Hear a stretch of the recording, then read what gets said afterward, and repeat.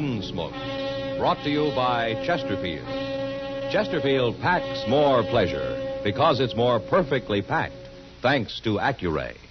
They satisfy the most. Around Dodge City and in the territory on West, there's just one way to handle the killers and the spoilers, and that's with a U.S. Marshal and the smell of Gunsmoke.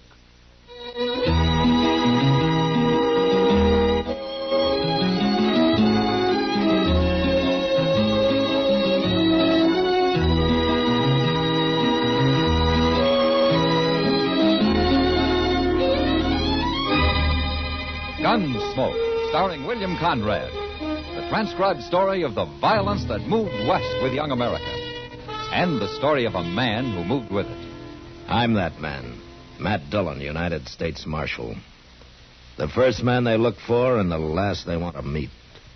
It's a chancy job, and it makes a man watchful and a little lonely.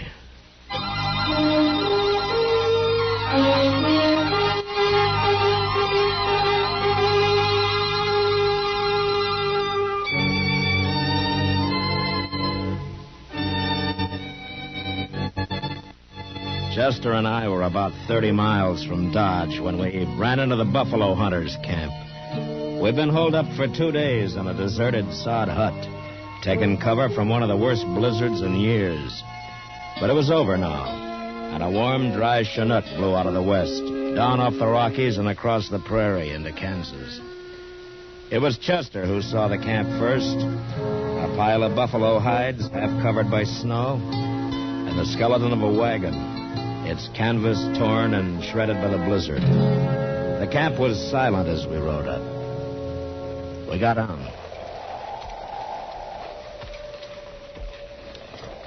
There ain't nary a soul here, Mr. Dillon. Yeah, maybe the men got caught out on the prairie when the blizzard hit and couldn't get back. It sure does look that way. I don't know how that team is still alive with nothing but that wagon for protection. Well, they don't look none too lively. You sure can't blame them. Get your hands up, What? both of you. What? You better do what the old man says, Jeff. It was hot. What? Come over here, closer. This your camp, mister? Of course, it's my camp. Now, you two drop them guns. Now, we got our hands up. Isn't that enough? You do what I say. I ain't taking no chances. I ain't going to get left here again. Left? You're going to hitch up that team, and you're going to take me into Dodge. You ain't running off like Jed Lorner. Who's Jed Lerner? He's my skinner. Oh, why did he leave you? Well, he seen that blizzard coming, and he didn't want to take any chances, so he rode off. He's probably been in Dodge all the time, warm and cozy. Oh, why didn't you go with him? I twisted my leg and my foot so I can't ride a horse, that's why. Larner figured driving the wagon be too slow. You mean he left you here to freeze? And I'll kill him when I find him. And I'll kill you if you don't drive me to Dodge. Now, here, he's a U.S. Marshal, mister. He ain't going to leave you out here. Marshal? Yeah, that's right. Now, why don't you put down that rifle and tell us who you are? Well, all right. My name's Ira Puckett, Marshal. I'm usually up north following the Republican herd, but I come south this year. I'm getting old, and I thought it'd be warmer down here. You sure made a mistake about that, didn't you? You'll get me into Dodge, won't you? Sure, of course we will. Foot I twisted. I don't feel nothing in it. Must be froze. Huh? Well, it could be. I'll kill Jed Lorner for this. You forget about that, Puckett. I'm not taking you back to Dodge just so you can hang. I'll forget it. Till I find him.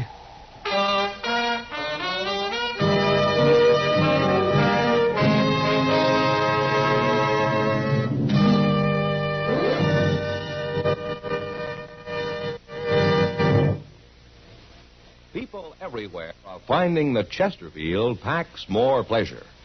Yes, Chesterfield packs more pleasure because it's more perfectly packed. For the more perfectly packed your cigarette, the more taste and mildness are released for you.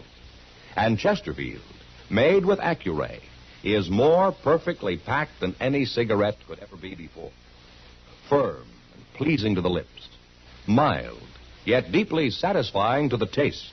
And Accuray Chesterfield has an open, easy draw that unlocks all the pleasure of fine tobaccos. So remember, Chesterfield packs more pleasure. by Chesterfield. Mild, yet they satisfy the most.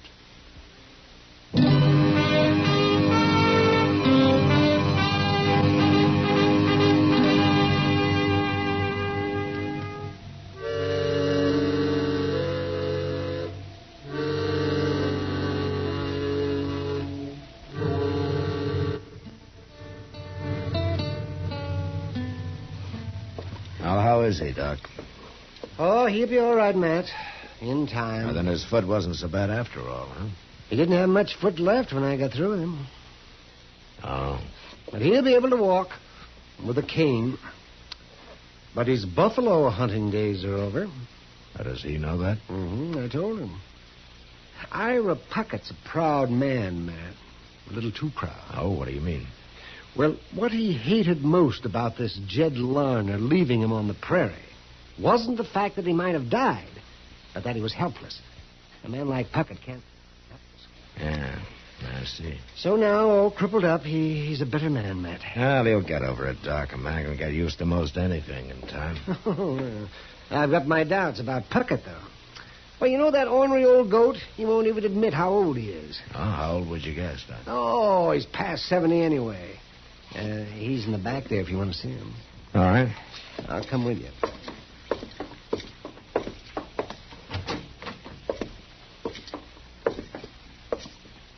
Oh, hello, Puckett. Marshal, How you feeling? Doc tell you what he done to me? Yeah. He ruined my foot. I saved your life, Puckett. I ain't sure I'm grateful, Doc. You're going to be all right, Puckett. You're going to be able to get around. Yeah, like old woman.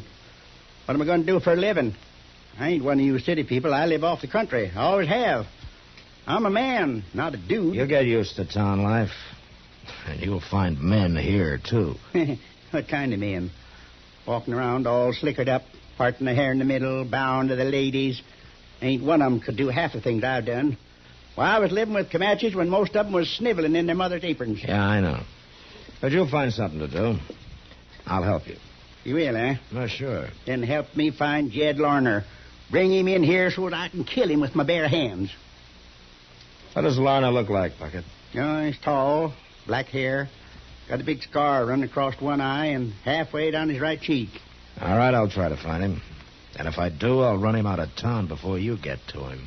So, can't even trust you, can I? Not when you want to murder a man.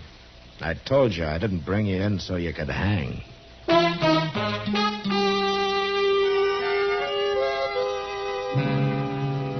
The next few weeks, I kept a sharp eye out for Jed Larner, but he must have headed for some other part of the country. Anyway, he never showed up in Dodge. Well, time passed, and Ira Puckett was able to get around a little. First with the help of crutches, and then finally with a cane. But it was obvious his hunting days were over, and that alone seemed to shame him. Then one night his pride really got a blow. I was at the Long Branch having a beer with Kitty when it happened.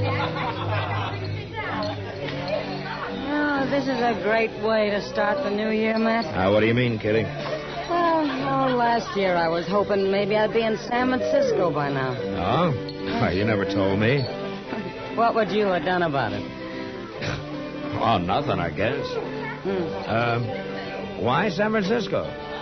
No blizzards, no dust, no cowboys. Yeah, but they got fog. Yeah? And all those sailors and miners aren't any gentler than these cowboys, you know? Well, I know. But imagine going to dinner in a carriage, eating off a tablecloth, dancing on a hardwood floor. You're spoiled, Kitty. Well, now, how could I got spoiled? Here, in Dodge City? Save your money. You'll get to California someday. Yeah, sure. If I walk. Well, a lot of people are gone that way. Who do you think I am, Sacagawea? There was a woman. Yeah. You know, I always... What's the matter, Matt? That man at the bar, he just turned around. Which man? The one with the scar down his cheek. I'll be back, Kitty.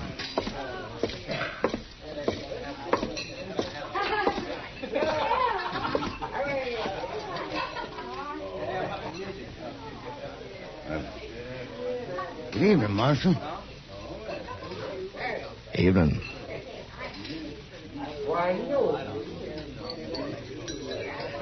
What are you staring at me for? Your name Jed Lerner? And if it is? How long you been in town, Lerner? About an hour. Something wrong, Marshal? You remember the big blizzard we had? Who don't? We all do, I guess. Especially Ira Puckett. What? He didn't die, Lerner. Well, that's fine. I went back looking for him. I wondered where he'd got to. Yeah, sure you did. Well, it's true. Puckett's here in Dodge, Lerner. He is? If he finds you, he'll kill you. But he isn't going to find you because you're leaving right now. And don't show up around here again. Now, wait, Marshal. I can't arrest you. I can't put you in jail. But I tell you what I can do. What? Suppose I just let everybody here know that you're the man who ran off and left Ira Puckett to die. No. You know something? They'd tear you apart, Lerner. They'd set you on fire. Don't say nothing, Marshal. Don't tell him. I'll leave. I'll leave right now.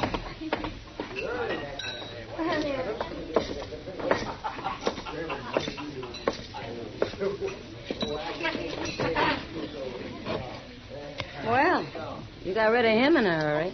I saved him from being shot and Ira Puckett from hanging for it, Kitty. Oh, that was Jed Lerner. Uh-huh. He's the one that ought to hang. Yeah, he didn't mean to kill the old man, Kitty. What's the difference? Well, legally there's some. Enough to give Ira his foot back? You're sure hard to argue with, Kitty. Why? Because I think straight? Let's talk about San Francisco, huh? I've changed my mind. I think I'll go to New York. No? Marshal Dillon. It's Ira Puckett, man. Yeah. He looks awful mad. Good thing he isn't armed. Well, he can always find a gun, Kitty. You done it, Marshal. It was you, wasn't it? You saw Jed Lerner, huh? He jumped on his horse and rode out of town before I could stop him. And I had to stand there and watch. I didn't even have a rock to throw at him. Why'd you do it, Marshal? To save you from hanging, Ira. Well, I'd rather hang and live this way. I wasn't born to become my helpless old man. The least you could have done was let me fight my own battle like I always did out on the plain. You took my manhood away from me, Marshal. You're living in town now, Ira, among people. Why don't you get used to it? All right. All right. All right, I will. I'll live like you town people. Fine. Then why don't you start by getting yourself a job? I'm going to. I sure am. And it's going to pay me a lot of money, too. What do you mean by that? You'll find out, Marshal. When it's too late.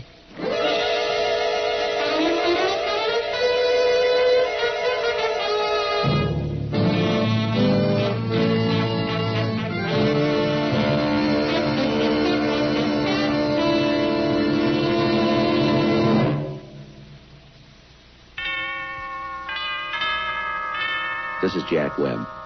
I suppose most of you have made your New Year's resolutions. I guess with most of us, that implies some kind of a change. Well, beginning with this brand new year, we've made a few changes in our Dragnet television show. I like to think the most important is what we call the Dragnet New Look. In our brand new series, we'll show for the very first time the new Los Angeles Police Administration building, the first of its kind in the world. But the biggest change of all is our new television time, 1/2 hour earlier. Now, speaking of a change, here's a great suggestion for 1956. Change to milder, better-tasting Chesterfields. My cigarette. Make it yours. I think this little jingle of ours sums up our case for Chesterfield very nicely. Put a smile in your smoke and just give 'em a try. Light up a Chesterfield. They satisfy.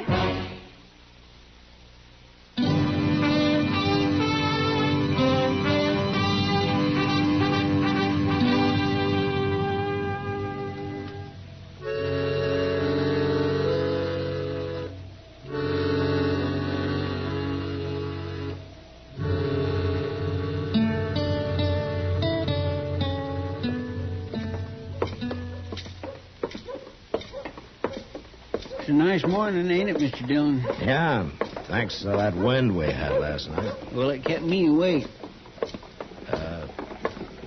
All night, Chester?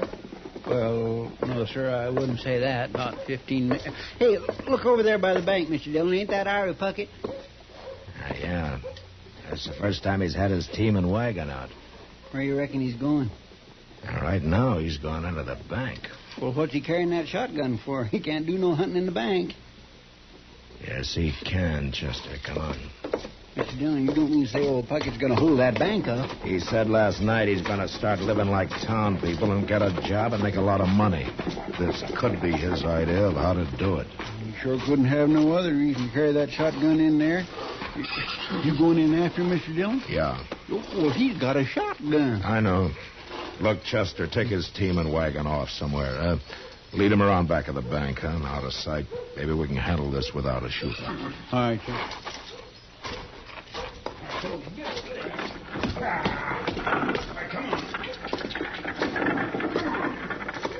Hurry it up, Chester. He's coming out. I'm long gone, Mr. Dillon. Marshal. Come on out, Puckett. I'm not stopping you. You better not try it. I can shoot with one hand, Marshal. Yeah, sure.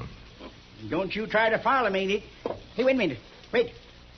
Where's my wagon? Where's my team? You're in a bad fix, Puckett. Somebody stole them. I can't get away without my team. No, you can't, Puckett. So you might as well give up. You've done it. You're behind this, Marshal. You gonna shoot me? Well, why shouldn't I? Because you're in enough trouble already. And shooting me won't help a bit. You're trapped, Puckett, and there isn't a thing you can do about it. Now, you use your head. All right. Here. Here's the money. Now, you bring my outfit back. I ain't going to jail, Marshal. It's like I said, Puckett, shooting me isn't going to help you. And I'm not going to do a thing about your outfit. You think you outsmarted me, don't you? Give it up, Puckett. You're licked. Yeah, well, Oh, I can't shoot you, Marshal. Here, take the gun. Good. I'm nothing but a helpless old fool. Can't even rob a bank proper. I'm not sure you really wanted to, Puckett. What? All you wanted was to prove something about that manhood you think has been taken away from you. But you sure picked a foolish way to do it. Yeah, I guess I did. My goodness, I thought he wouldn't never give up, Mr. Dillon. He didn't have much choice, Chester. I went in the back way and told the people in the bank to keep out of the way. You want me to take him to jail? Oh, no, I can't stand jail. Please, Marshal. Lock him up, Chester. I'll return this money and have a talk with Mr. Bodkin. I'll be over later.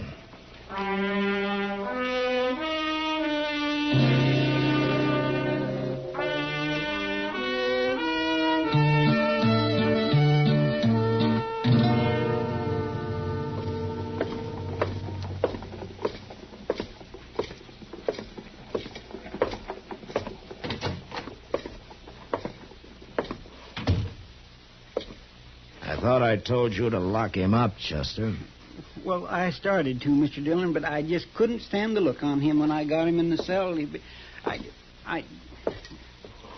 Ira, you know, it seems to me everybody treats you pretty well. Yeah, everybody but Jed Larner. That's true. But Chester and I brought you in. Doc saved your life. I kept you from hanging, and if I hadn't outsmarted you at the bank, you'd probably be lying dead somewhere now.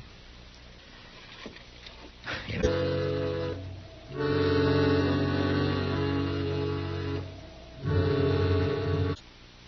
What do you think? I've been thinking, Marshal. Sitting here thinking. You know what? You're right. But it's too late now. No, it isn't, Ira. What? I explained everything to Mr. Bodkin at the bank, and he's willing to drop any charges against you. But on one condition.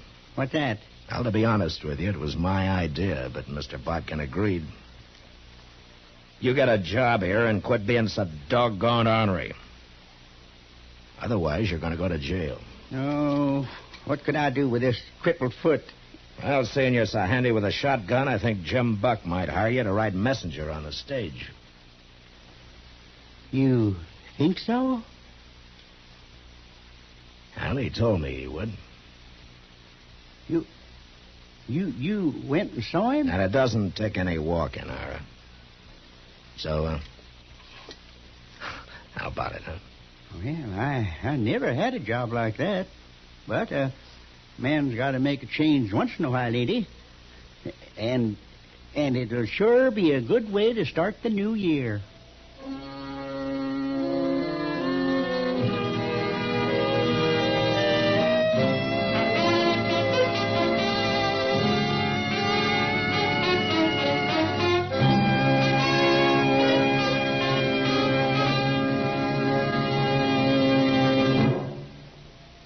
In a moment, our star, William Conrad. People everywhere are finding that Chesterfield packs more pleasure. Yes, Chesterfield packs more pleasure because it's more perfectly packed. For the more perfectly packed your cigarette, the more taste and mildness are released for you. And Chesterfield, made with Accuray, is more perfectly packed than any cigarette could ever be before. Firm and pleasing to the lips. Mild, yet deeply satisfying to the taste. And Accuray Chesterfield has an open, easy draw that unlocks all the pleasure of fine tobaccos. So remember, Chesterfield packs more pleasure. Buy Chesterfield. Mild, yet they satisfy the most.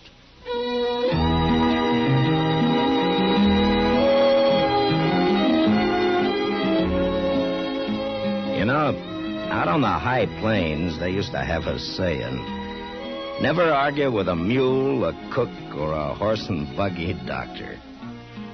Well, next week, an Easterner who never heard that saying comes to Dodge. And he makes the mistake of fighting with the wrong people. He nearly dies as a result of it. But that was the West. Good night.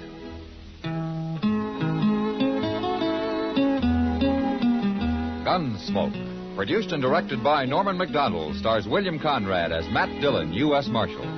Our story was specially written for Gunsmoke by John Meston, with music composed and conducted by Rex Corey. Sound patterns by Tom Hanley and Bill James.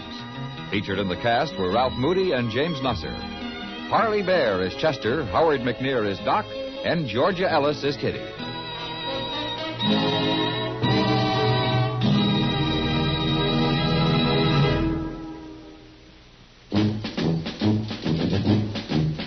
Make today your big red letter day, your L&M red letter day. Superior taste and filter, it's the miracle tip. Make today your big red letter day. Change to L&M today. L&M's got everything. Superior taste. And superior filter. Get L&M today. This is it. L&M, superior taste and filter. L&M, America's best filter tip cigarette. Be sure and listen to another transcribed story of the Old West on Gunsmoke next week at this same time.